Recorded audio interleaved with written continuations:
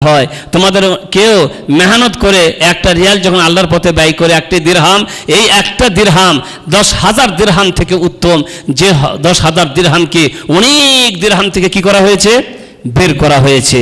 তাই তো একটি হাদিসে যে আমরা পড়েছিলাম একটা হাদিস, সেই হাদিসে কি বলা হয়েছিল যে একটি দিরহাম 1000 দিরহামকেও কি করে গেছে, অতিক্রম করে গেছে। বলে কিভাবে? কই একটি লোকের মাত্র 2 দিরহাম ছিল, সেই 2 দিরহাম থেকে সে 1 দিরহাম কি করেছে, আল্লাহর পথে দান করেছে। আর একটি লোক তার অনেক সম্পদ ছিল, সেই অনেক সম্পদ থেকে 1000 দিরহাম কি করেছে, সাদকা করেছে। তার তো অনেক আছে, অনেকের কাছে 1000 দিরহাম কিছুই না, কিন্তু যার কাছে ছিল মাত্র 2 দিরহাম, তার কাছে 1 দিরহামের মূল্য অনেক বেশি। এখন থাকছে যে কোন দানটা উপকারের দিক দিয়ে কত বেশি ভালো হবে, উপকারের দিক দিয়ে। তো বলা হচ্ছে, লেখক বলছেন যে উপকারের দিক দিয়ে কোন দানটা বেশি বড় হবে সেটা সময় সাপেক্ষ, সময় অনুপাতে। কেমন? এখন মনে করেন এখন পানির বড় অভাব পড়েছে, পানির টানাটানি।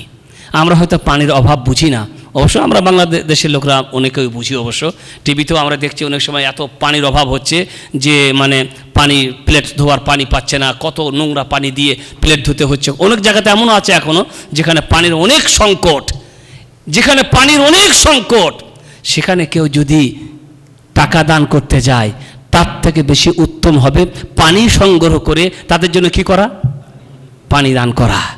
তো এটা সময় সাপেক্ষ, যে সময় যে জিনিসটার বেশি দরকার সেই জিনিসটা তখন দান করলে কি হবে, সওয়াব দিক দিয়ে বেশি হবে এবং উপকারের দিক দিয়েও সব থেকে কি হবে, বেশি হবে। তো এটা হচ্ছে সময় এবং পরিস্থিতিকে লক্ষ্য করে হবে। তাই বলা হচ্ছে, যদি কেউ আপনাকে জিজ্ঞাসা করে যে কোন দানটা সব থেকে উত্তম, আর তখন যদি পানির অভাব থাকে তাহলে তাকে ফতোয়া দিও যে পানি সাদকা করা সব থেকে কি উত্তম। কেউ যদি দান করে, যে কেউ সওয়াল করলো কোন দানটা সব থেকে উত্তম, তখন কোথাও জিহাদ চলছে, মুজাহিদদের দেওয়া, সেখানে তাদের জন্য কিছু করা তখন সব থেকে বেশি প্রয়োজন, তখন বলতে হবে আল্লাহর রাস্তায় যারা জিহাদ করছে তাদেরকে সহযোগিতা করা সব থেকে বেশি উত্তম। এইভাবে যখন মালের সংকট দেখা দেবে তখন মানুষকে মাল সাদকা করার কথা বলা হবে, যখন যেটার প্রয়োজন বেশি হবে সেইটা হবে সব থেকে বেশি উত্তম আর কি। এইভাবে আল্লাহ নবীকে আর একটা হাদিসে জিজ্ঞাসা করা হলো, আইয়ুস সাদাকাতে আফজাল, সব থেকে উত্তম সাদকা কোনটা? তখন আল্লাহ নবী বলেন, আলা যুর রাহমিল কাশে, আপনার আত্মীয় আছে, আত্মীয়র সাথে আপনার ভাবনা শত্রুতা আছে, সেই শত্রু আত্মীয়কে দান করা সব থেকে উত্তম।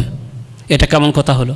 মানে এক ব্যক্তির সাথে, আমার সাথে আপনার কিছু হয়ে আছে, ঠিক আছে, এবার আমি গেলাম আপনাকে জিজ্ঞাসা করতে বা হুজুরকে জিজ্ঞাসা করতে, হুজুর কিছু পয়সা আছে, সাদকা করতে চাই বা দান করতে চাই, কাকে দিলে ভালো হয়?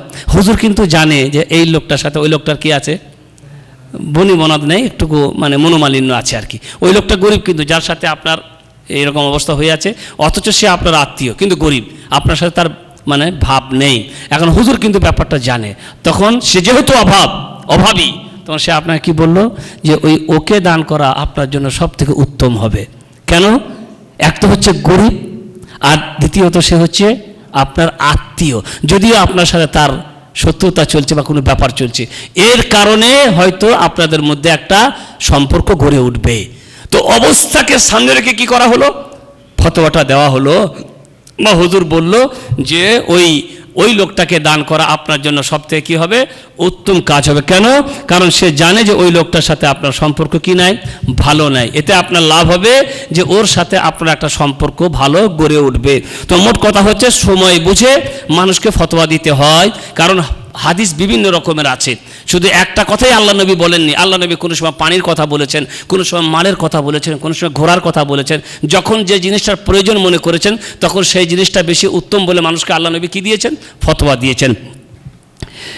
সাদ বিন উবাদা সাহাবী আল্লাহ নবীর কাছে এসে বললেন, ইয়া রাসূলুল্লাহ ইন্না উম্মি মাতাত, হে আল্লাহ রসুল, আমার মা মারা গেছে, আইয়ুস সাদাকাতে আফজাল, এখন আমার মায়ের জন্য কোন সাদকাটা সব থেকে উত্তম হবে? মা মারা গেছে, আমি যদি সাদকা করতে চাই মায়ের জন্য, তাহলে কোন সাদকাটা করলে আমার মায়ের জন্য কি হবে, ভালো হবে?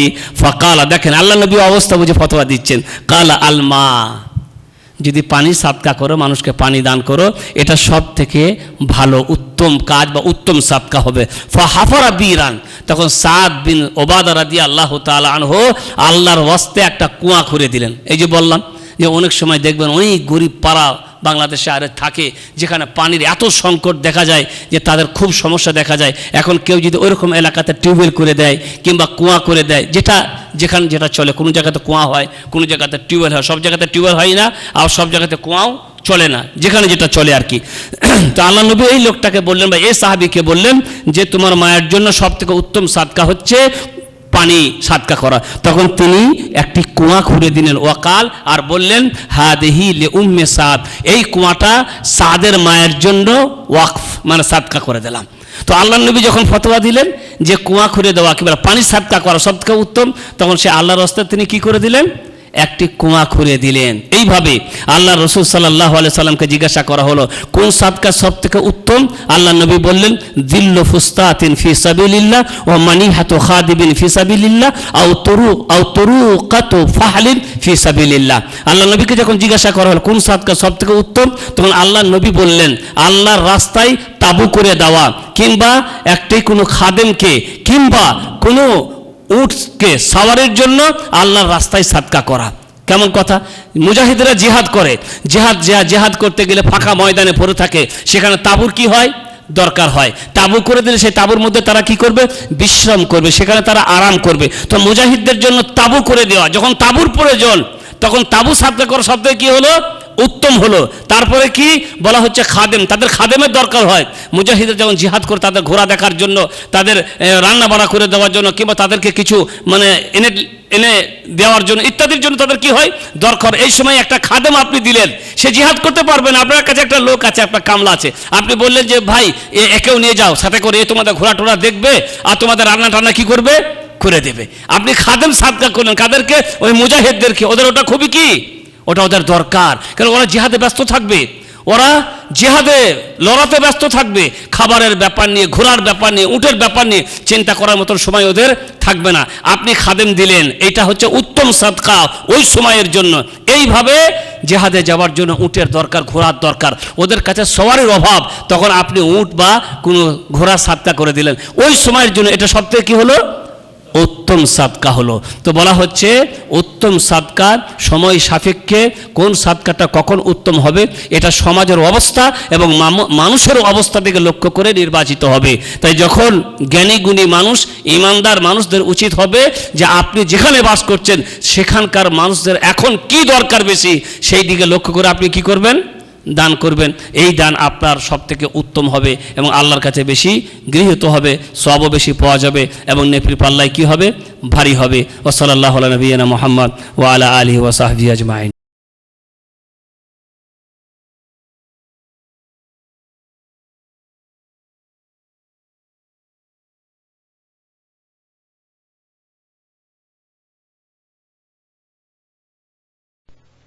বিসমিল্লাহির রব।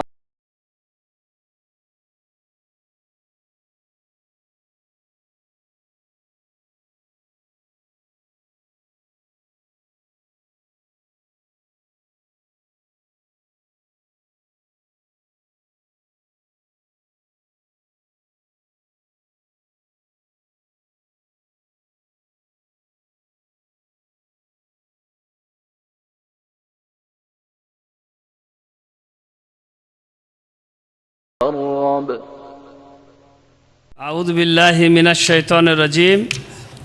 বিসমিল্লাহির রহমানির রহিম। আজকের বিষয় 9 নম্বর আমল। 9 নম্বর আমল, যে আমলটা আমাদের নেকির পাল্লায় কি হবে, ভারী হবে। তো বলা হচ্ছে এমন আমল যে আমলটা করলে অভাবীদের প্রতি সাদকা করার সওয়াব পাওয়া যায়। এমন কাজ যে কাজটা করলে কোনো অভাবগ্রস্ত ব্যক্তিকে সাদকা করলে যে নেকি হয়, এই কাজটা করলে সে নেকি পাওয়া যায়। তার মধ্যে প্রথম নম্বর কাজ হচ্ছে আল কারাদুল হাসান, কাউকে উত্তম ঋণ দেওয়া, হাওলাত দেওয়া আর কি। মানুষ একসাথে বসবাস করার জন্য একে অপরের মুখাপেক্ষী হয়। সমাজে বসবাস করতে গেলে কখনো আমার অসুবিধা হবে, কখনো আপনার অসুবিধা হবে। কখনো আমার বাড়িতে মুসিবত আসবে, কখনো আপনার বাড়িতে মুসিবত আসবে, কখনো আমার বাড়িতে বিয়ে হবে, কখনো আপনার বাড়িতে বিয়ে হবে, কখনো আমার বাড়িতে মৃত্যু হবে কেউ, আবার কখনো আপনার বাড়িতে কেউ মরবে। এই হচ্ছে সমাজের অবস্থা। এখন আপনার বিয়েতে আমাকে সহযোগিতা করতে হয়, আমার বিয়েতে আপনাকে সহযোগিতা করতে হয়। আপনার বাড়িতে কেউ মারা গেলে আমাকে সহযোগিতা করতে হয়, আপনার বাড়িতে কেউ মারা গেলে আপনাকে কি করতে হয়, আমার বাড়িতে কেউ মারা গেলে আপনাকে সহযোগিতা করতে হয়। এইভাবে বসবাস করতে করতে অনেক সময় আপনার কাছে কিছু টাকা পয়সা ধার নেবারও আমার কি পড়ে, দরকার পড়ে। হঠাৎ করে কোনো প্রয়োজন এসে যায়, বাড়িতে কোনো কিছু থাকে না, পাশে আপনি বাস করেন, তখন আপনার কাছে হাত পাততে হয় বা আপনাকে বলতে হয়, ভাই 100 টাকা খুব দরকার পড়ে গেছে, মেহরবানি করে 100 টাকা ধার দিন তো, 500 টাকা ধার দিন তো, 1000 টাকা ধার দিন তো। এরকম প্রয়োজন আমাদের একে অপরের আসতে থাকে। আজকে আমার প্রয়োজন হয়, কালকে আপনার প্রয়োজন হতে পারে। তো যখন কেউ আপনার কাছে ধার চাইবে, যদি আপনি তাকে এই ধারটা দেন এবং একটা নির্দিষ্ট সময় পর্যন্ত তাকে যদি অবসর দেন, যে 500 টাকা দিলাম, আপনি 1 মাস বা 1 সপ্তাহ বা 2 মাস, সে তার সাধ্য মতো কী নেবে, সময় নেবে। তবে যে নেবে সে তার অবস্থা এবং তার পরিস্থিতির দিকে লক্ষ্য করে সময় নেবে। মানে এমন যেন না হয় যে সে একদিন বা কি বলে 1 দিন বা 10 দিন পর সে দিতে পারবে না, অথচ সে বলছে যে আমি আগামী সপ্তাহে কি করব, দিয়ে দেবো। সে কিন্তু নিশ্চিত যে 1 সপ্তাহ মধ্যে আমি দিতে পারবো না, তারপরও নেওয়ার সময় মিথ্যা ওয়াদা করে কি বলে যে 1 সপ্তাহের মধ্যেই আপনাকে কি করব, দিয়ে দেবো। এরকম যেন না হয়, পরিষ্কার করে বলে দেবো, ভাই আমি কিন্তু 1 সপ্তাহের মধ্যে দিতে পারবো না, আমি আগামী মাসের বেতন পাওয়ার পরেই কি করব, দিতে পারবো। পরিষ্কার করে বলে দেবে, যাতে করে তার ইচ্ছা হলে দেবে, না হলে দেবে না। সে না দিলে 1 দরজা বন্ধ হলেও 1000 দরজা আল্লাহ কি করেন, খুলে দেন। তো মোট কথা হচ্ছে, সত্য কথা বললে আল্লাহ কোনো না কোনো উপায় বার করে দেন, কিন্তু মিথ্যার আশ্রয় গ্রহণ করলে কিন্তু দেখা যায় উপায়ের দরজাই বন্ধ হয়ে যায়। বরং মিথ্যা এমন একটা জিনিস, একটা মিথ্যা যদি আপনি বলেন, একটা মিথ্যাকে ঢাকতে গিয়ে আপনাকে আবার 10টা নয় 100 মিথ্যা বলতে হবে। একটা মিথ্যাকে ঢাকতে গিয়ে আপনাকে আবার 100 মিথ্যা বলতে হবে। মিথ্যা এমন একটা জিনিস, তাই মিথ্যা না বলে সঠিক করে বলে দেবেন যে ভাই আমি আগামী মাসে বেতন পেয়ে আপনার এই টাকাটা দেব, তাই যদি আপনি পারেন তাহলে দেন, তা না হলে আমি অন্য কারো কাছে আবার দেখব। তো মোট কথা হচ্ছে যে একে অপরের প্রতি আমাদের প্রয়োজন হয় এবং একে অপরের কাছ থেকে আমাদের ধার নেওয়ার দরকার হয়। বিপদে আপদে আমাদের একে অপরের কাছে হাত পাততে হয়। তাই যদি আপনি ধার দেন এবং তাকে অবসর দেন যে হ্যাঁ ঠিক আছে আপনি 1 মাস পর্যন্ত সময় নিন, 1 মাস পরে যখন আপনি পারবেন আমাকে দিয়ে দিবেন। তার ফজিলত কি তা বলছেন বিশ্বনবী মুহাম্মদুর রাসূলুল্লাহ সাল্লাল্লাহু আলাইহি ওয়াসাল্লাম। আল্লাহ নবী বলছেন, মা বিন মুসলিমিন ইউকরিদু মুসলিমান কারদা মাররাতাইন ইল্লা কানা কাসাদাকাতিহা মাররাতান। যে মুসলমানই তার ওপর কোনো মুসলমান ভাইকে ঋণ দেয়, হাওলাত দেয়, কবার, 2 বার, মানে আগে দিয়েছিল তারপর আবার দিচ্ছে, তো এই 2 বার যে সে ঋণ দিল তার একটি ঋণ সাদকা করার মতন নাকি হয়। বুঝতে পারলেন? ঋণ দেওয়ার পরে সেটা কি আপনি পয়সাটা ছেড়ে দেবেন না আবার শোধ নেবেন? ঋণ মানে হচ্ছে যে আবার আপনি পয়সাটা কি নেবেন, ফিরিয়ে নেবেন। আপনি 500 টাকা ঋণ দিয়েছেন, ঋণ দেওয়ার পরে আপনি আবার 1 মাস পরে বা যতদিন আপনার কাছ থেকে টাইম নেওয়া হয়েছে সেই সময় মতো আপনি ওই টাকাটা আবার কি পাবেন, ফিরে পাবেন। অথচ আল্লাহ নবী বলছেন 2 বার যদি কেউ ধার দেয়, মানে একবার 500 দিয়েছিলেন, তারপরে সেটা শোধ হয়ে যাওয়ার পরে আবার সে লোকটি আবার কোনো সময় প্রয়োজন বোধে আবার আপনার কাছে চাইলো, আপনি আবার 500 টাকা ধার দিলেন, এ ধারও কিন্তু আপনার আবার কি করবেন, এ ধারও কিন্তু আপনি ফিরিয়ে নেবেন, ফিরে পাবেন আপনি একদিন না একদিন। তারপরেও ওই 500 টাকা আপনার সাদকার হিসাবেও আপনার নেকির খাতায় কি হবে, জমা হবে, টাকাও ফেরত পাবেন। আবার ওই তার একবার সাদকা মানে 1000 করে কিংবা 500 করে যে আপনি 2 বার দিয়েছেন, একবার আপনার সাদকার সময় কি হবে, সাদকা করার সমান আপনার নেকি হবে। তারপর আল্লাহ নবী আরেকটি হাদিসের মধ্যে বলছেন, ইন্নাস সালাফা ইয়াজরি মাজরা শাতরিস সাদাকা। ধার দেওয়া, ঋণ দেওয়া এটা আপনার সাদকা করার মতো। কাউকে ধার দেওয়া মানে হচ্ছে আপনি কি করলেন যেন, সাদকা করলেন। তো মোট কথা হচ্ছে যে মানুষকে ধার দিলে সাদকা করার সমান কি পাওয়া যায়? নেকি পাওয়া যায়। যদিও আপনি ধার দিয়ে সেই টাকা আবার কি নেবেন? ফেরত নেবেন। তারপরেও যেহেতু প্রয়োজনের সময় আপনি তার কি করেছেন? সহযোগিতা করছেন। অতএব এটা বৃথা যায় না, বরং কি পাওয়া যায়? সওয়াব পাওয়া যায়। অনেকে মনে করে যে যখন আমরা টাকা ধার দিই, যেটা আমাদের সমাজে চলে, সুদের ছাড়া তো টাকা পাওয়া যায় না। সুদের মানে সুদ ছাড়া টাকা পাওয়া, ঋণ পাওয়া খুবই কঠিন ব্যাপার আছে। তো যারা সুদ নেয় আর কি, তারা বলে যে আমি 50,000 টাকা ধার দিলাম, আমি যদি তার কাছ থেকে সুদ না নিই, 2-4 মাস 5 মাস 6 মাস পরে সে আমার টাকা ফেরত দেবে 50,000 টাকা, তাহলে আমার লাভটা কি হলো? আমার লাভটা কি হলো? আমার তো 50,000 টাকাই যদি আমি ফেরত পাই, তাহলে আমার লাভটা কি হলো? অনেকে কী করে আপনার জমি এগুলো বন্ধক দেয় আর কি, জমি বন্ধক দেয়। 2 বিঘে জমি বন্ধক দিয়ে 1 লাখ টাকা আপনার কাছ থেকে নিয়েছে। যার কাছ থেকে আপনি 1 লাখ টাকা নিয়েছেন 2 বিঘে জমি, সেই জমি দিয়ে কিন্তু সে খাবে। যতদিন না আপনি 1 লাখ টাকা ফেরত দিয়েছেন, ততদিন পর্যন্ত ওই জমি সে কী করবে? আবাদ করবে, চাষ করবে, সেই জমির ফসল সে খাবে। এবং যত বছর যাক না কেন, ওই 1 লাখ টাকা আপনার কী করতে হবে? ফেরত দিতেই হবে। ওই 1 লাখ টাকা থেকে কিন্তু কোনো কিছুই কমবে না। আর এই 2-4 বছরে সে জমি আপনার খেতে থাকবে। এটা কেমন হলো? এটাও এক প্রকারের সুদ হলো। কারণ আপনি তার জমি খেলেন, তার জমির ফসল খেলেন, অথচ আসল টাকা থেকে আপনি কোনো কিছুই বাদ দিলেন না, তাহলে ফালতু খেলেন। এইরকম লোকরা তখন কি বলে ফালতু কেন? ওই 50,000 টাকা যদি আমি ব্যাংকে রাখতাম, আমি যদি কি বলে আপনার 1 লাখ টাকা ব্যাংকে রাখতাম, তাহলে তো আমার মাসে সুদ আসতো, সেই সুদে তো আবার অনেক টাকা হতো। কিন্তু ওর কাছ থেকে তো আমি সুদ নিচ্ছি না, তাহলে জমিটা খাবো না কেন? তো ভাই, কথা হচ্ছে যে আমরা মুসলমানরা আমরা শুধু লাভের দিকটা দেখছি, দুনিয়ার লাভের দিকটা, কিন্তু আল্লাহ তাআলা যে আমাদের জন্য আখিরাতের লাভ রেখেছে কাউকে ধার দেওয়ার কারণে, সেই কথাটা আমরা ভাবছি না। এখানে লাভ আর ক্ষতির ব্যাপার নয়, এখানে হচ্ছে একজন মুসলমান আর একজন মুসলমানের সহযোগিতা করবে, তার উপকার করবে। আর এই উপকার করতে গেলে আমরা যে সওয়াব পাবো, সে কথা আল্লাহ নবী আমাদেরকে বলে দিয়েছেন যে আপনি 2 বার কাউকে ঋণ দিলে আপনার একটি ঋণ সাদকা হিসাবে কি হয়? গণ্য হয়।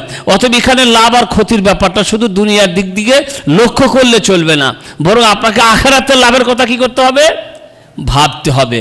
ব্যাংকে থাকলে যে সুদ আপনার হতো, সে সুদও আপনার জন্য বৈধ নয়। ব্যাংকে টাকা রাখলে যে সুদের টাকা হয়, সেই সুদের টাকা কিন্তু মনে রাখবেন আপনার জন্য হারাম, আপনার পরিবারের জন্য হারাম। সুদে যে টাকাটা ব্যাংকে বাড়ে, সেই বাড়তি টাকাটা কাউকে দিয়ে দিবেন, গরিব মিসকিন ফকিরদেরকে দান করে দিবেন। তবে দানের সওয়াব আসায় বা দানের সওয়াব পাবো, সাদকা করছি এরকম মনে করে দিবেন না। কিন্তু আল্লাহ চাইলে দিবেন আপনাকে, সেটা আলাদা কথা। কিন্তু ওই সুদের টাকা আপনার খাওয়া কি নয়? বৈধ নয়। মোট কথা হচ্ছে কাউকে ধার দেওয়ার সময় আপনি এই কথাটা ভাবলে চলে না যে আমার লাভটা কি হলো, আমি 1 লাখ টাকা তাকে 1 মাস দিয়ে লাগলাম। এখানে লাভ দুনিয়ার লাভ নয়, এখানে লাভ কিসের লাভ?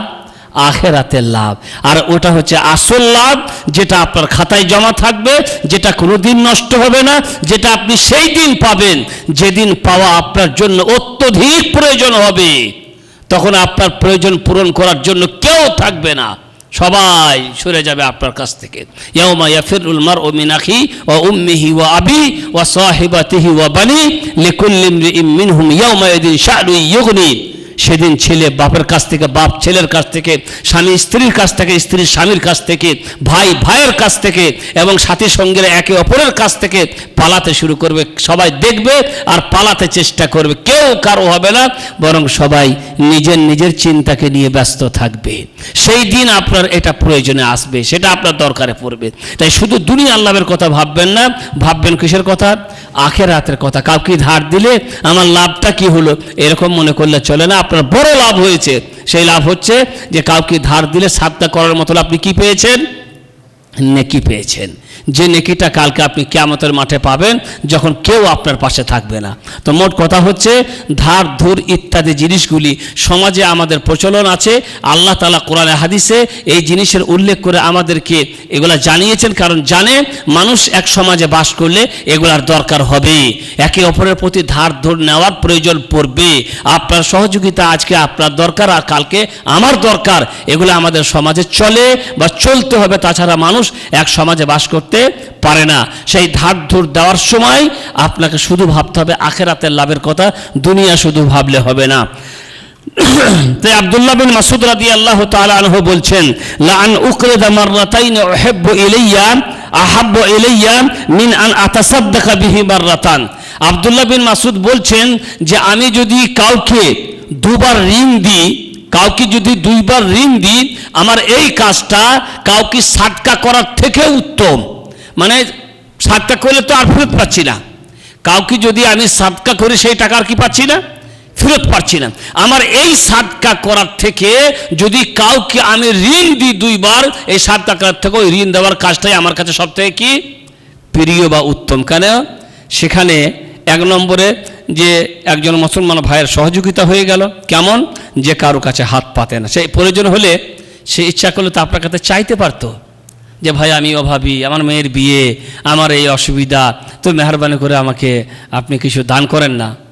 তো সে তো লজ্জা বোধে নিজের প্রেস্টিজ, নিজের সম্মান বজায় রেখে সে আপনার কাছে হাত পাতেনি, কি চেয়েছে? ঋণ চেয়েছে, ধার চেয়েছে। অতএব সেই ক্ষেত্রে এই কাজটা অতীব উত্তম কাজ যে আপনি তাকে কি করবেন, 100 টাকা সাদকা করার থেকে তাকে আপনি ধার দেবেন। তো আব্দুল্লাহ বিন মাসউদ বলছেন যে কাউকে আমি সাদকা করব, এর থেকে উত্তম হচ্ছে আমার কাছে কি কাউকে দুবার ঋণ দেওয়া। কেন? কারণ যে ঋণ গ্রহণ করে সে আসলে ক্ষুদ্দার, তার আত্মমর্যাদা আছে। কারণ সে ইচ্ছা করলে মানুষের কাছে কি করতে পারতো, সে হাত পাততে পারত, কিন্তু হাত পাতে না। অতএব সময় অনুপাতে, পরিস্থিতি অনুপাতে, অবস্থা অনুপাতে মানুষকে ঋণ দেওয়ার স্বভাব অনেক বেশি। 2 নম্বরে ইনদারুল মুসির, অভাবগ্রস্তকে অবসর দেওয়া।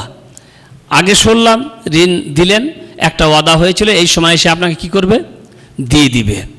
তারপরে যে সময়ে দিয়ে দেবার কথা হয়েছিল সেই সময়ে সে দিতে পারছে না। যে সময়ে, যে মাসে আপনার ঋণ শোধ করে দেওয়ার কথা ছিল সেই মাসে সে আপনার ঋণ পরিশোধ করতে পারছে না। তারপরে আপনি তাকে আবার কি দিলেন, আবার সময় দিলেন। ঠিক আছে, ঠিক আছে, অসুবিধা নেই, আপনি আরও 2 মাস সময় নেন, যখন পারবেন তখন দেবেন। এটাকে বলা হয় যে অভাবগ্রস্তকে আবার আপনি কি দিলেন, অবসর দিলেন, তাকে লাঞ্ছিত করলেন। এই মাসে দিব বলেছিলেন, সকালবেলায় উঠে গলা ফাটিয়ে ওই পাড়ার সব লোককে কি করলেন, জমা করে ফেললেন। ওই লোকটাকে লাঞ্ছিত অপমানিত করে শেষ করে ফেললো, যে ঋণের ব্যাপারটা আপনি আর সে ছাড়া কেউ জানতো না। সে বিচারা আত্মমর্যাদা বোধ তার মধ্যে আছে, মানুষের কাছে হাত পাতেনি, এবং সে আপনার ঋণ সঠিক সময়ে শোধ করে দিব বলে তার একটা সাহস বা তার বিশেষ বিশ্বাস ছিল, তারপরও কোনো কারণে হয়তো হয়ে ওঠেনি, পারেনি। তাই আপনার কাছে আবার আসছে, সে সময় আসছে, ওই দিনে আপনার কাছে আসছে, সে পালায়ে যায়নি। সে ওই দিনে আবার আপনার কাছে এসে আপনাকে বলছে যে ভাই আমি আজকে দিতে পারছি না, এরকম একটা সমস্যা হয়ে গেছে। এখন আপনি গলা ফাটাইয়া আপনি এত বড় মুনাফিক, ধার দিলেন, দেবো বললেন, অমুক তমুক, এই যে চিৎকার করলেন সকালবেলায়, পাড়ার লোক সব দাতন করতে করতে আপনার বাড়ির সামনে কি হলো ভাই, কি হলো, এই হলো, নিয়ে তার সম্মানের 12টা বাজাই দিলেন। যে ব্যক্তি বিশেষ মর্যাদা বোধে আপনার কাছে শুধু ধার চেয়েছিল, আপনার কাছে হাত পাতেনি, তো এই কাজটা আপনি চরম অন্যায় কাজ করবেন। কিন্তু যদি আপনি ওই লোকটাকে আবার বলেন, ঠিক আছে, কেউ জানতে পারলো না, সেও আপনাকে বললো, আপনি বললেন ঠিক আছে, ঠিক আছে, অসুবিধা নাই, আপনি যখন পারবেন তখন দিবেন। তার ফজিলত কি? বিশ্বনবী মুহাম্মদ রাসূলুল্লাহ সাল্লাল্লাহু আলাইহি সাল্লাম বলছেন, মান আনদারা মুসরা ফালাহু বিকুল্লি ইয়াউমি মিসলিহি সাদাকাতুন।